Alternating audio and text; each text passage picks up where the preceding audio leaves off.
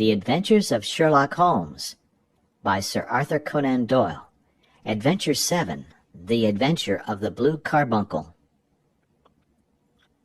I had called upon my friend Sherlock Holmes upon the second morning after Christmas, with the intention of wishing him the compliments of the season. He was lounging upon the sofa in a purple dressing-gown, a pipe-rack within his reach upon the right, and a pile of crumpled morning papers, evidently newly studied, near at hand. Beside the couch was a wooden chair, and on the angle of the back hung a very seedy and disreputable hard felt hat, much the worse for wear, and cracked in several places.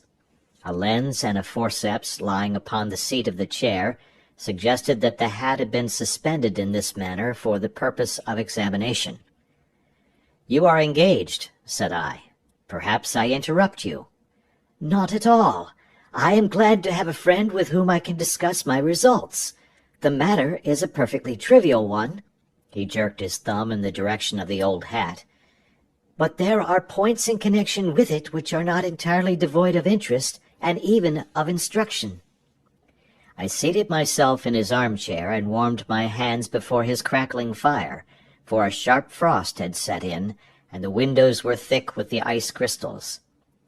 "I suppose," I remarked, "that, homely as it looks, this thing has some deadly story linked on to it, that it is the clue which will guide you in the solution of some mystery and the punishment of some crime."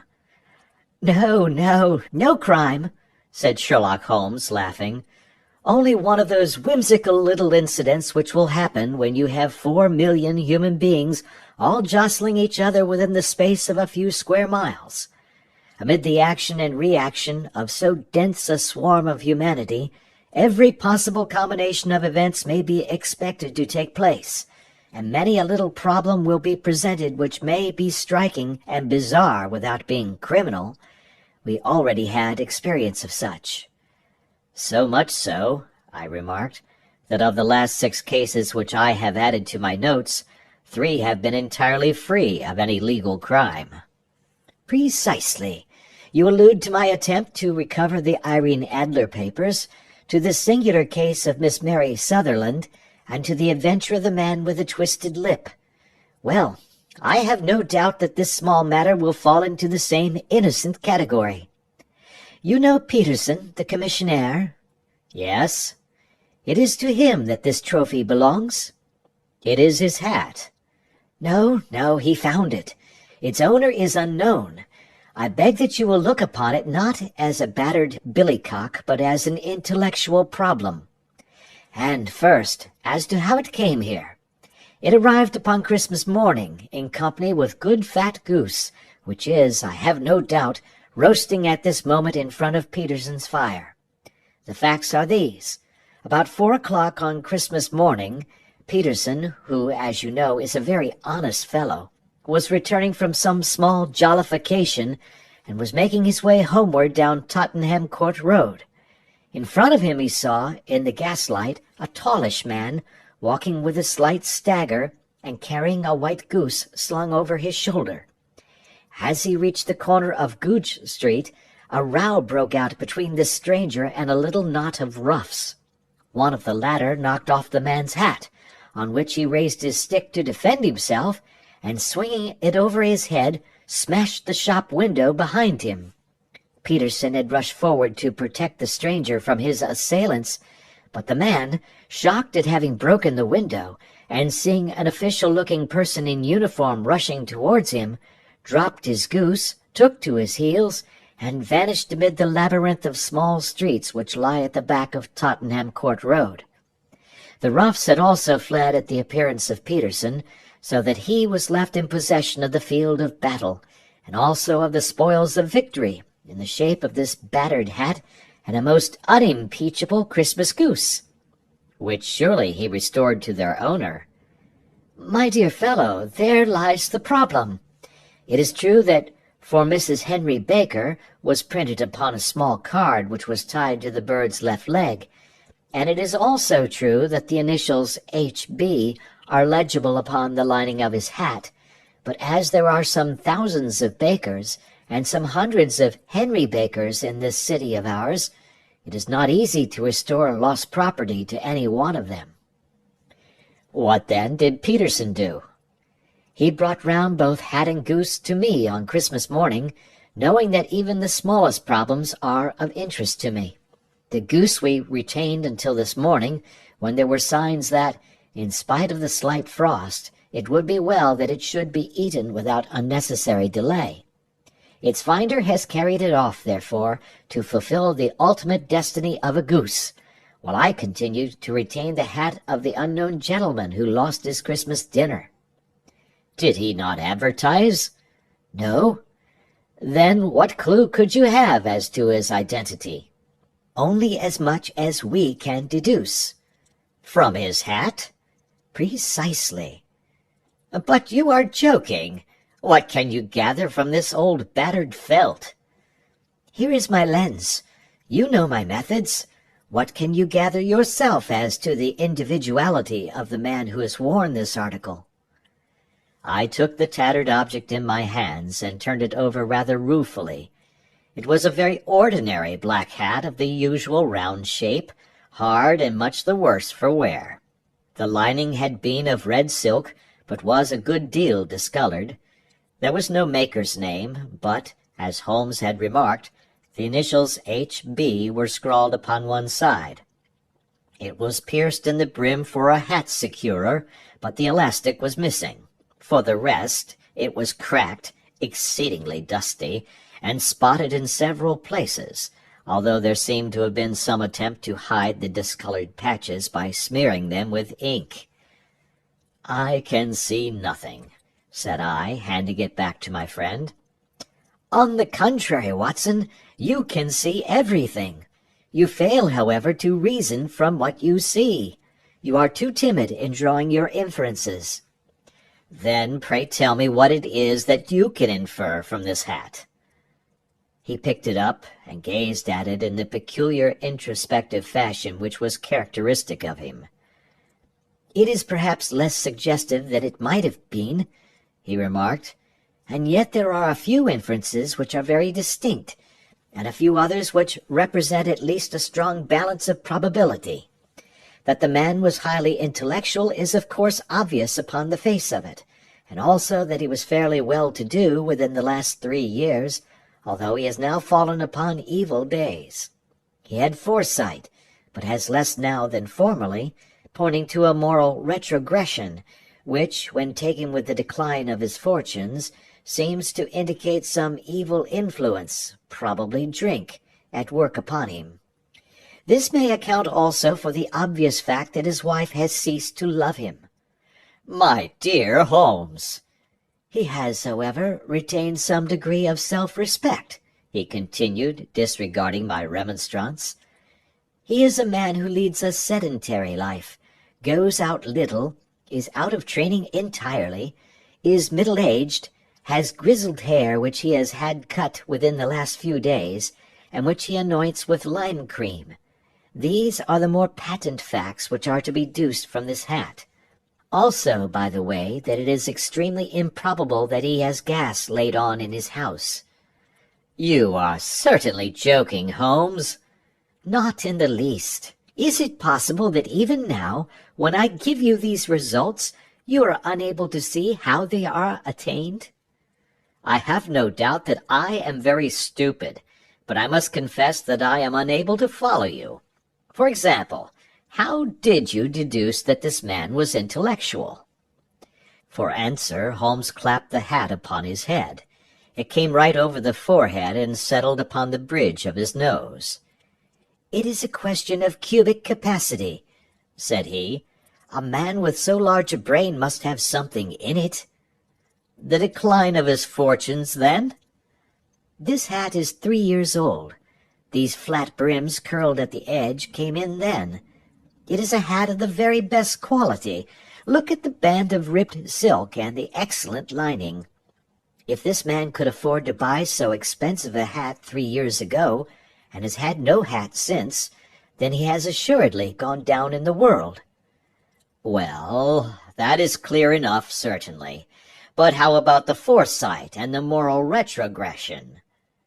Sherlock Holmes laughed. "He "Here is the Foresight," said he, putting his finger upon the little disc and loop of the hat securer. "They are never sold upon hats. If this man ordered one, it is a sign of a certain amount of foresight, since he went out of his way to take this precaution against the wind. But since we see that he has broken the elastic and has not troubled to replace it, it is obvious that he has less foresight now than formerly, which is a distinct proof of a weakening nature.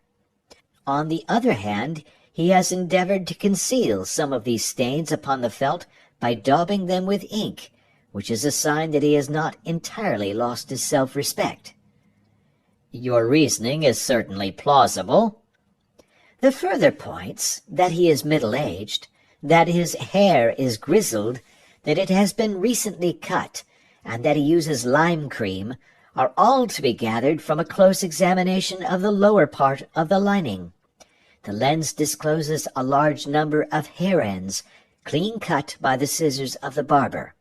They all appear to be adhesive, and there is a distinct odor of lime cream. This dust, you will observe, is not the gritty gray dust of the street, but the fluffy brown dust of the house, showing that it has been hung up indoors most of the time, while the marks of moisture upon the inside are proof positive that the wearer perspired very freely, and could therefore hardly be in the best of training." "But his wife! You said that she had ceased to love him." "This hat has not been brushed for weeks. When I see you, my dear Watson, with a week's accumulation of dust upon your hat, and when your wife allows you to go out in such a state, I shall fear that you also have been unfortunate enough to lose your wife's affection." "But he might be a bachelor." "Nay, he was bringing home the goose as a peace offering to his wife. Remember the card upon the bird's leg." "You have an answer to everything. But how on earth do you deduce that the gas is not laid on in his house?" "One tallow stain, or even two, might come by chance, but when I see no less than 5, I think that there can be little doubt that the individual must be brought into frequent contact with burning tallow. Walks upstairs at night, probably, with his hat in one hand and a guttering candle in the other. Anyhow, he never got tallow stains from a gas jet. Are you satisfied?" "Well, it is very ingenious," said I, laughing. "But since, as you said just now, there has been no crime committed, and no harm done save the loss of a goose, all this seems to be rather a waste of energy." Sherlock Holmes had opened his mouth to reply when the door flew open, and Peterson, the commissionaire, rushed into the apartment with flushed cheeks and the face of a man who is dazed with astonishment. "The goose, Mr. Holmes! The goose, sir!" he gasped. "Eh? What of it, then? Has it returned to life and flapped off through the kitchen window?" Holmes twisted himself round upon the sofa to get a fairer view of the man's excited face. "See here, sir! See what my wife found in its crop!" He held out his hand and displayed upon the center of the palm a brilliantly scintillating blue stone, rather smaller than a bean in size, but of such purity and radiance that it twinkled like an electric point in the dark hollow of his hand. Sherlock Holmes sat up with a whistle. "By Jove, Peterson," said he, "this is a treasure trove indeed. I suppose you know what you have got." "A diamond, sir! A precious stone! It cuts into glass as though it were putty." "It's more than a precious stone. It is the precious stone." "Not the Countess of Morcar's Blue Carbuncle!" I ejaculated. "Precisely so. I ought to know its size and shape, seeing that I have read the advertisement about it in the Times every day lately. It is absolutely unique, and its value can only be conjectured, but the reward offered of £1,000 is certainly not within a 20th part of the market price." £1,000! Great Lord of mercy! The commissionaire plumped down into a chair and stared from one to the other of us. "That is the reward, and I have reason to know that there are sentimental considerations in the background which would induce the Countess to part with half her fortune if she could but recover the gem. It was lost, if I remember aright, at the Hotel Cosmopolitan, I remarked. Precisely so, on December 22nd, just 5 days ago. John Horner, a plumber, was accused of having abstracted it from the lady's jewel case. The evidence against him was so strong that the case has been referred to the assizes. I have some account of the matter here, I believe. He rummaged amid his newspapers, glancing over the dates, until at last he smoothed one out, doubled it over, and read the following paragraph. Hotel Cosmopolitan jewel robbery.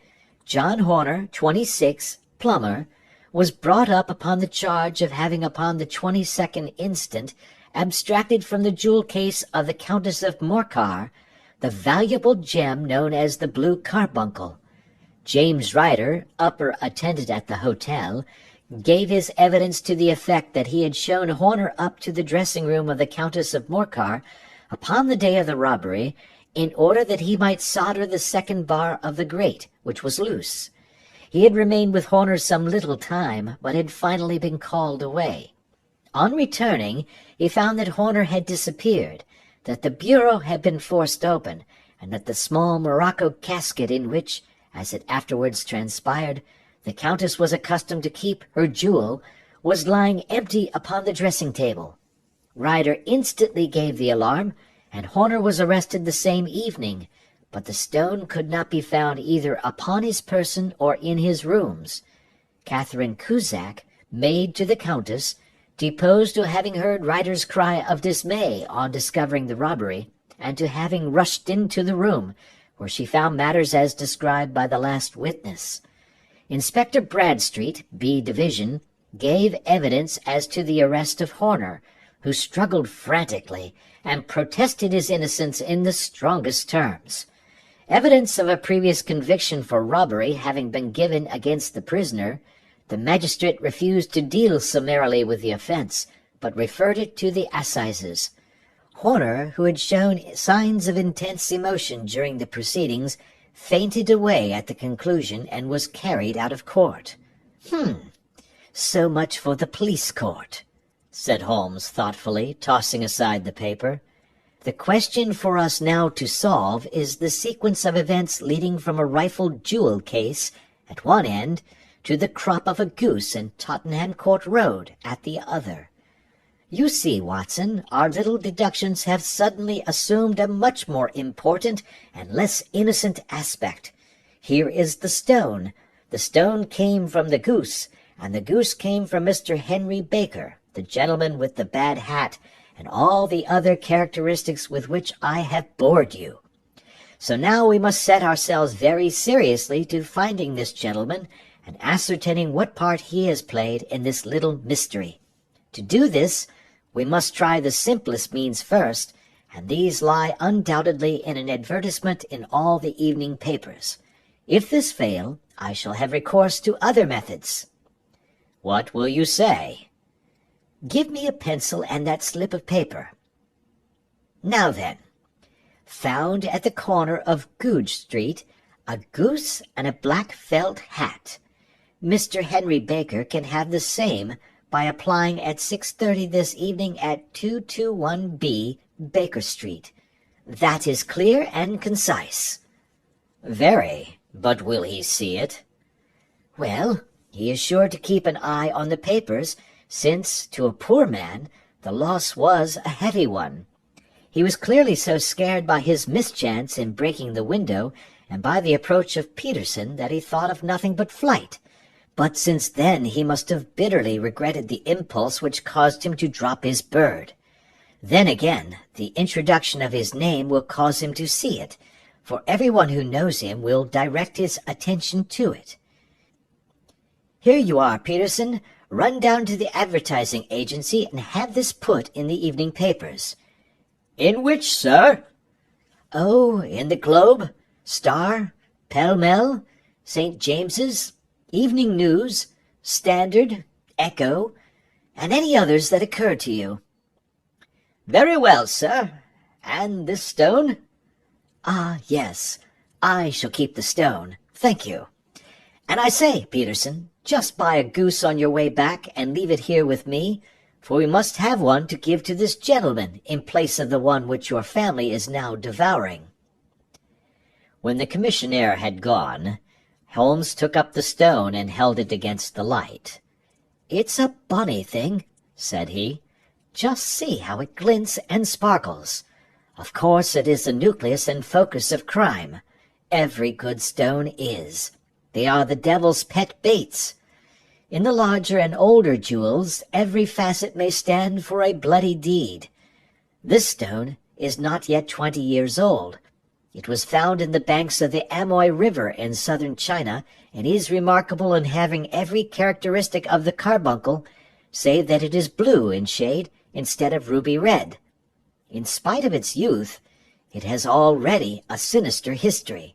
There have been 2 murders, a vitriol throwing, a suicide, and several robberies brought about for the sake of this 40-grain weight of crystallized charcoal. Who would think that so pretty a toy would be a purveyor to the gallows and the prison? I'll lock it up in my strong-box now and drop a line to the Countess to say that we have it." "Do you think that this man Horner is innocent?" "I cannot tell." "Well, then, do you imagine that this other one, Henry Baker, had anything to do with the matter?" "It is, I think, much more likely that Henry Baker is an absolutely innocent man, who had no idea that the bird which he was carrying was of considerably more value than if it were made of solid gold. That, however, I shall determine by a very simple test, if we have an answer to our advertisement." "And you can do nothing until then?" "Nothing." "In that case I shall continue my professional round. But I shall come back in the evening at the hour you have mentioned, for I should like to see the solution of so tangled a business." "Very glad to see you. I dine at 7. There is a woodcock, I believe. By the way, in view of recent occurrences, perhaps I ought to ask Mrs. Hudson to examine its crop."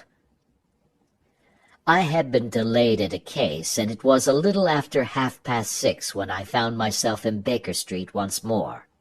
As I approached the house I saw a tall man in a Scotch bonnet, with a coat which was buttoned up to its chin, waiting outside in the bright semicircle which was thrown from the fanlight. Just as I arrived the door was opened, and we were shown up together to Holmes's room. "Mr. Henry Baker, I believe," said he, rising from his armchair and greeting his visitor with the easy air of geniality which he could so readily assume. "Pray take this chair by the fire, Mr. Baker. It is a cold night, and I observe that your circulation is more adapted for summer than for winter. Ah, Watson, you have just come at the right time. Is that your hat, Mr. Baker?" "Yes, sir, that is undoubtedly my hat." He was a large man with rounded shoulders, a massive head, and a broad, intelligent face, sloping down to a pointed beard of grizzled brown. A touch of red in nose and cheeks, with a slight tremor of his extended hand, recalled Holmes's surmise as to his habits. His rusty black frock-coat was buttoned right up in front, with the collar turned up, and his lank wrists protruded from his sleeves without a sign of cuff or shirt. He spoke in a slow staccato fashion, choosing his words with care, and gave the impression generally of a man of learning and letters who had had ill usage at the hands of fortune. "We have retained these things for some days," said Holmes, "because we expected to see an advertisement from you giving your address. I am at a loss to know why you did not advertise." Our visitor gave a rather shamefaced laugh. "Shillings have not been so plentiful with me as they once were," he remarked. "I had no doubt that the gang of roughs who assaulted me had carried off both my hat and the bird. I did not care to spend more money in a hopeless attempt at recovering them." "Very naturally. By the way, about the bird, we were compelled to eat it." "To eat it?" Our visitor half rose from his chair in his excitement. "Yes, it would have been of no use to anyone had we not done so. But I presume that this other goose upon the sideboard, which is about the same weight and perfectly fresh, will answer your purpose equally well?" "Oh, certainly, certainly," answered Mr. Baker with a sigh of relief. "Of course, we still have the feathers, legs, crop, and so on of your own bird, so if you wish—" The man burst into a hearty laugh.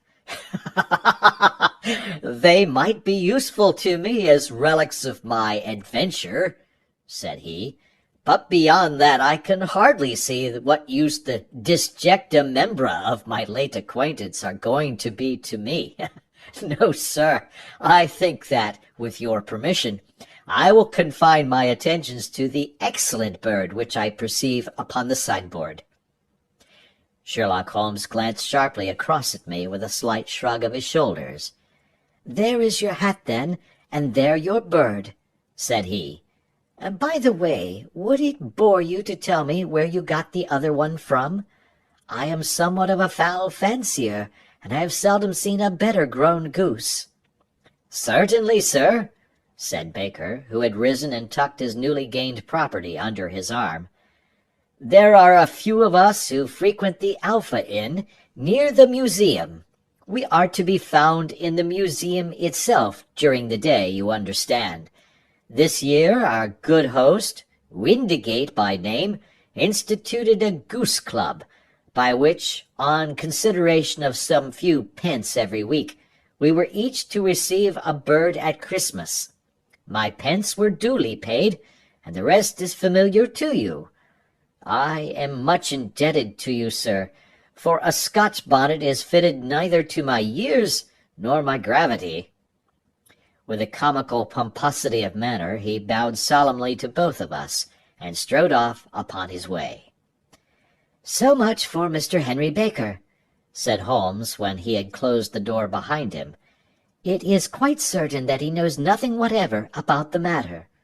Are you hungry, Watson?" "Not particularly." "Then I suggest that we turn our dinner into a supper and follow up this clue while it is still hot." "By all means." It was a bitter night, so we drew on our ulsters and wrapped cravats about our throats. Outside, the stars were shining coldly in a cloudless sky, and the breath of the passers-by blew out into smoke like so many pistol shots. Our footfalls rang out crisply and loudly as we swung out through the Doctor's Quarter, Wimpole Street, Harley Street, and so through Wigmore Street into Oxford Street.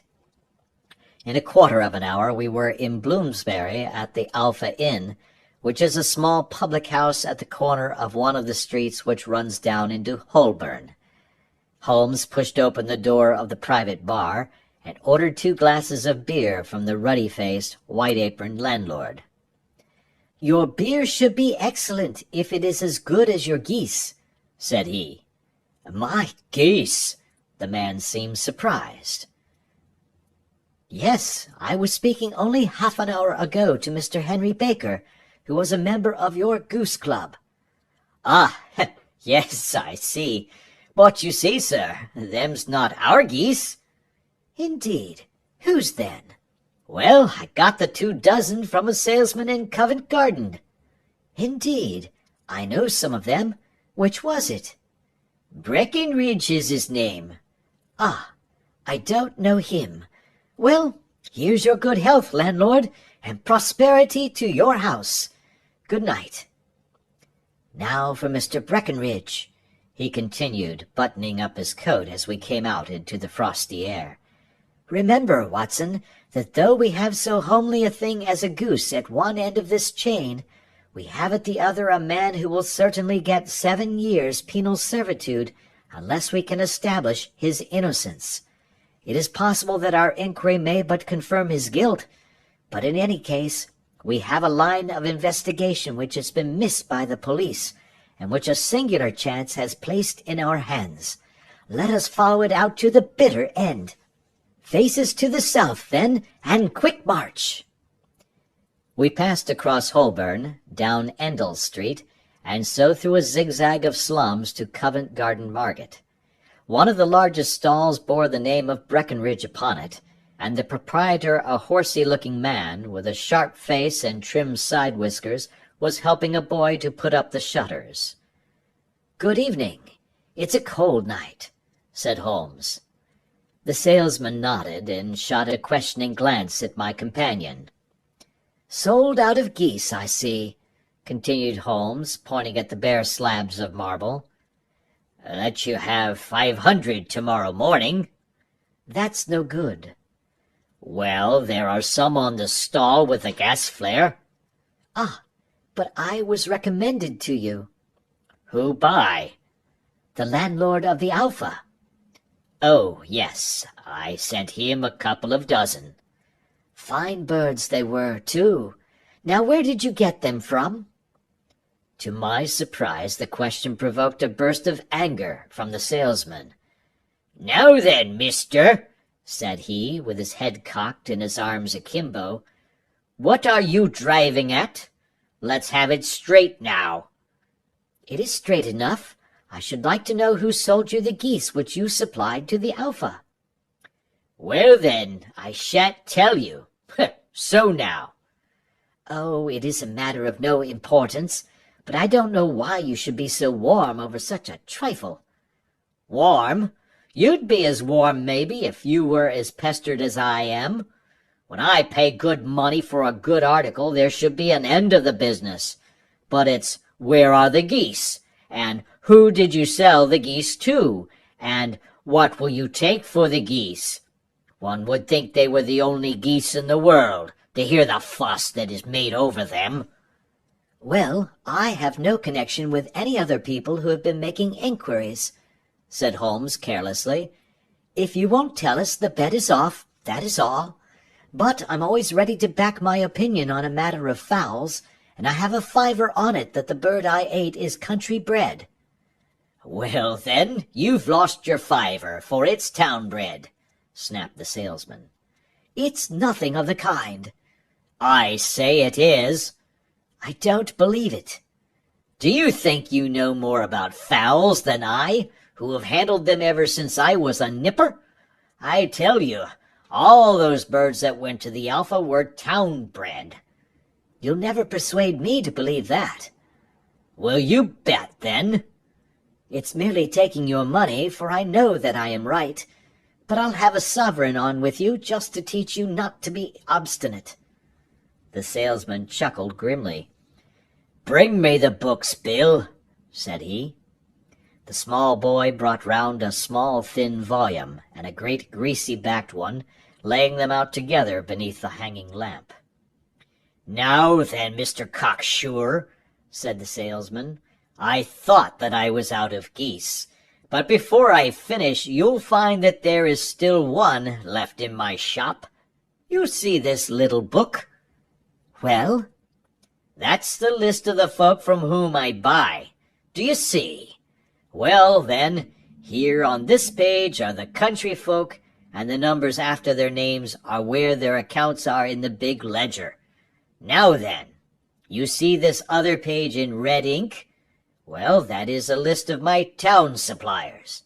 Now, look at that third name. Just read it out to me." "Mrs. Oakshott, 117 Brixton Road, 249, read Holmes. "Quite so. Now turn that up in the ledger." Holmes turned to the page indicated. "Here you are. Mrs. Oakshott, 117 Brixton Road, egg and poultry supplier." "Now then, what's the last entry?" "December 22nd, 24 geese at 7 shillings 6 pence. "Quite so. There you are. And underneath?" "Sold to Mr. Windicate of the Alpha at 12 shillings. "What have you to say now?" Sherlock Holmes looked deeply chagrined. He drew a sovereign from his pocket and threw it down upon the slab, turning away with the air of a man whose disgust is too deep for words. A few yards off he stopped under a lamp-post and laughed in the hearty, noiseless fashion which was peculiar to him. When you see a man with whiskers of that cut, and the pink un protruding out of his pocket, you can always draw him by a bet," said he. "I dare say that if I had put 100 pounds down in front of him, that man would not have given me such complete information as was drawn from him by the idea that he was doing me on a wager. Well, Watson, we are, I fancy, nearing the end of our quest, and the only point which remains to be determined is whether we should go on to this Mrs. Oakshott tonight, or whether we should reserve it for tomorrow. It is clear from what that surly fellow said that there are others beside ourselves who are anxious about the matter, and I should—" His remarks were suddenly cut short by a loud hubbub which broke out from the stall which we had just left. Turning round, we saw a little rat-faced fellow standing in the center of the circle of yellow light which was thrown by the swinging lamp, while Breckenridge, the salesman, framed in the door of his stall, was shaking his fists fiercely at the cringing figure. "I've had enough of you and your geese," he shouted. "I wish you were all at the devil together. If you come pestering me any more with your silly talk, I'll set the dog at you. You bring Mrs. Oakshott here, and I'll answer her. But what have you to do with it? Did I buy the geese off you?" "No, but one of them was mine all the same," whined the little man. "Well, then, ask Mrs. Oakshott for it." "She told me to ask you." "Well, you can ask the King of Prussia for all I care. I've had enough of it. Get out of this." He rushed fiercely forward, and the inquirer flitted away into the darkness. "Ha! This may save us a visit to Brixton Road," whispered Holmes. "Come with me, and we will see what is to be made of this fellow." Striding through the scattered knots of people who lounged round the flaring stalls, my companion speedily overtook the little man and touched him upon the shoulder. He sprang round, and I could see in the gaslight that every vestige of color had been driven from his face. "Who are you, then? What do you want?" he asked in a quavering voice. "You will excuse me," said Holmes blandly, "but I could not help overhearing the questions which you put to the salesman just now. I think that I could be of assistance to you." "You? Who are you? How could you know anything of the matter?" "My name is Sherlock Holmes. It is my business to know what other people don't know." "But you can know nothing of this." "Excuse me, I know everything of it. You are endeavoring to trace some geese which were sold by Mrs. Oakshott of Brixton Road to a salesman named Breckenridge, by him in turn to Mr. Windigate of the Alpha, and by him to his club, of which Mr. Henry Baker is a member." "Oh, sir, you are the very man which I have longed to meet," cried the little fellow with outstretched hands and quivering fingers. "I can hardly explain to you how interested I am in this matter." Sherlock Holmes hailed a four-wheeler which was passing. "In that case we had better discuss it in a cozy room rather than in this wind-swept market-place," said he. "But pray tell me, before we go farther, who it is that I have the pleasure of assisting." The man hesitated for an instant. "My name is John Robinson," he answered with a sidelong glance. "No, no, the real name," said Holmes sweetly. "It is always awkward doing business with an alias." A flush sprang to the white cheeks of the stranger. "Well, then," said he, "my real name is James Ryder." "Precisely so. Head attendant at the Hotel Cosmopolitan.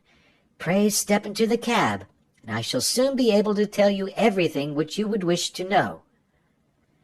The little man stood glancing from one to the other of us with half-frightened, half-hopeful eyes, as one who is not sure whether he is on the verge of a windfall or of a catastrophe. Then he stepped into the cab, and in half an hour we were back in the sitting-room at Baker Street. Nothing had been said during our drive, but the high, thin breathing of our new companion and the claspings and unclaspings of his hands spoke of the nervous tension within him.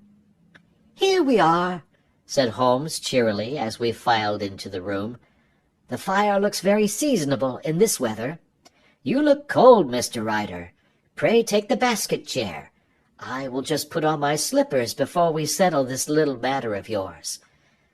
Now then, you want to know what became of those geese?"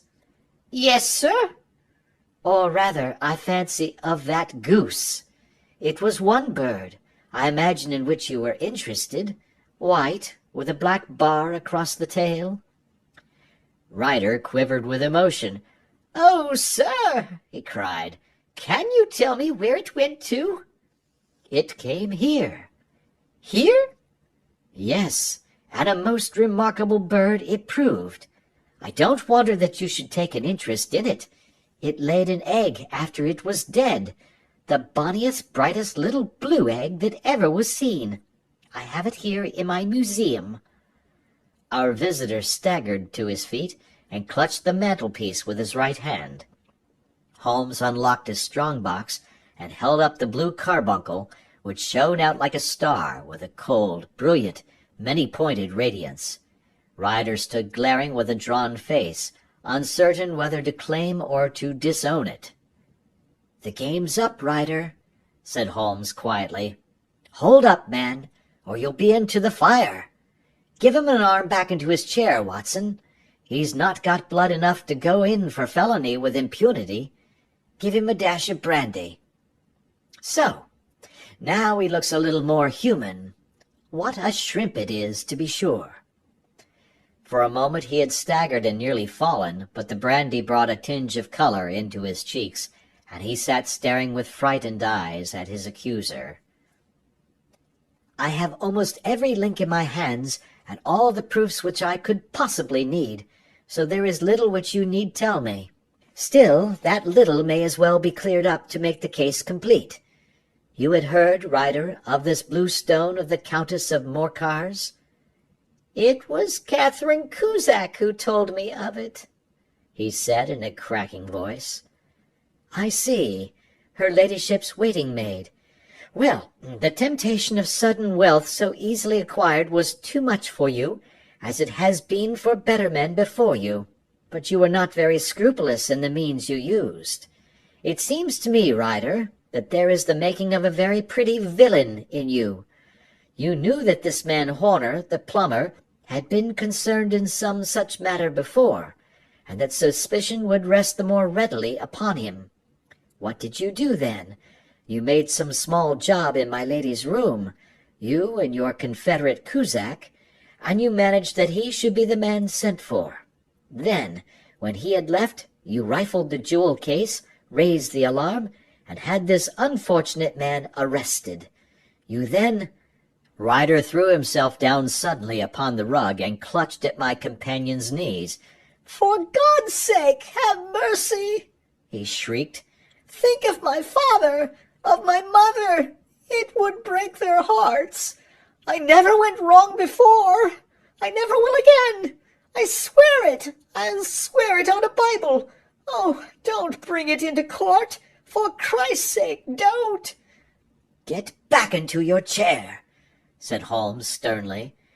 "It is very well to cringe and crawl now, but you thought little enough of this poor Horner in the dock for a crime of which he knew nothing." "I will fly, Mr. Holmes. I will leave the country, sir. Then the charge against him will break down." We will talk about that. And now let us hear a true account of the next act. How came the stone into the goose, and how came the goose into the open market? Tell us the truth, for there lies your only hope of safety." Ryder passed his tongue over his parched lips. "I will tell you it just as it happened, sir," said he. "When Horner had been arrested, it seemed to me that it would be best for me to get away with the stone at once, for I did not know at what moment the police might not take it into their heads to search me and my room. There was no place about the hotel where it would be safe. I went out as if on some commission, and I made for my sister's house. She had married a man named Oakshott, and lived in Brixton Road, where she fattened fowls for the market. All the way there, every man I met seemed to me to be a policeman or a detective, and for all that it was a cold night, the sweat was pouring down my face before I came to the Brixton Road. My sister asked me what was the matter, and why I was so pale, but I told her that I had been upset by the jewel robbery at the hotel. Then I went into the backyard and smoked a pipe and wondered what it would be best to do. I had a friend once called Maudsley, who went to the bad and has just been serving his time in Pentonville. One day he had met me and fell into talk about the ways of thieves and how they could get rid of what they stole. I knew that he would be true to me, for I knew one or two things about him, so I made up my mind to go right on to Kilburn, where he lived, and take him into my confidence. He would show me how to turn the stone into money, but how to get to him in safety. I thought of the agonies I had gone through in coming from the hotel. I might at any moment be seized and searched, and there would be the stone in my waistcoat pocket. I was leaning against the wall at the time, and looking at the geese which were waddling about round my feet, and suddenly an idea came into my head which showed me how I could beat the best detective that ever lived. My sister had told me some weeks before that I might have the pick of her geese for a Christmas present, and I knew that she was always as good as her word. I would take my goose now, and in it I would carry my stone to Kilburn. There was a little shed in the yard, and behind this I drove one of the birds, a fine big one, white with a barred tail. I caught it, and prying its bill open, I thrust the stone down its throat as far as my finger could reach. The bird gave a gulp, and I felt the stone pass along its gullet and down into its crop. But the creature flapped and struggled, and out came my sister to know what was the matter. As I turned to speak to her, the brute broke loose and fluttered off among the others. "Whatever were you doing with that bird, Jem?" says she. "Well," says I, "you said you'd give me one for Christmas, and I was feeling which was the fattest." "Oh," says she, "we've set yours aside for you. Jem's bird, we call it. It's the big white one over yonder. There's 26 of them, which makes one for you, and one for us, and 24 for the market." "Thank you, Maggie," says I, "but if it is all the same to you, I'd rather have that one I was handling just now." "The other is a good 3 pound heavier," said she, "and we fattened it expressly for you." "Never mind, I'll have the other, and I'll take it now," said I. "Oh, just as you like," said she, a little huffed. "Which is it you want, then?" "That white one with the barred tail, right in the middle of the flock." "Oh, very well, kill it and take it with you." Well, I did what she said, Mr. Holmes, and I carried the bird all the way to Kilburn. I told my pal what I had done, for he was a man that it was easy to tell a thing like that to. He laughed until he choked, and we got a knife and opened the goose. My heart turned to water, for there was no sign of the stone, and I knew that some terrible mistake had occurred. I left the bird, rushed back to my sister's, and hurried into the backyard. There was not a bird to be seen there. "Where are they all, Maggie?" I cried. "Gone to the dealers, Jem." "Which dealers?" "Breckenridge of Covent Garden." "But was there another with a barred tail?" I asked. "The same as the one I chose?" "Yes, Jem, there were 2 barred-tailed ones, and I never could tell them apart." Well, then, of course, I saw it all, and I ran off as hard as my feet would carry me to this man Breckenridge, but he had sold the lot at once, and not one word would he tell me as to where they had gone. You heard him yourselves tonight. Well, he has always answered me like that. My sister thinks that I am going mad. Sometimes I think that I am myself, and now I am myself a branded thief, without ever having touched the wealth for which I sold my character. God help me! God help me!" He burst into convulsive sobbing, with his face buried in his hands. There was a long silence, broken only by his heavy breathing and by the measured tapping of Sherlock Holmes's fingertips upon the edge of the table. Then my friend rose and threw open the door. "Get out," said he. "What, sir? Oh, heaven bless you!" "No more words. Get out." And no more words were needed. There was a rush, a clatter upon the stairs, the bang of a door, and the crisp rattle of running footfalls from the street. "After all, Watson," said Holmes, reaching up his hand for his clay pipe, "I am not retained by the police to supply their deficiencies. If Horner were in danger, it would be another thing, but this fellow will not appear against him, and the case must collapse.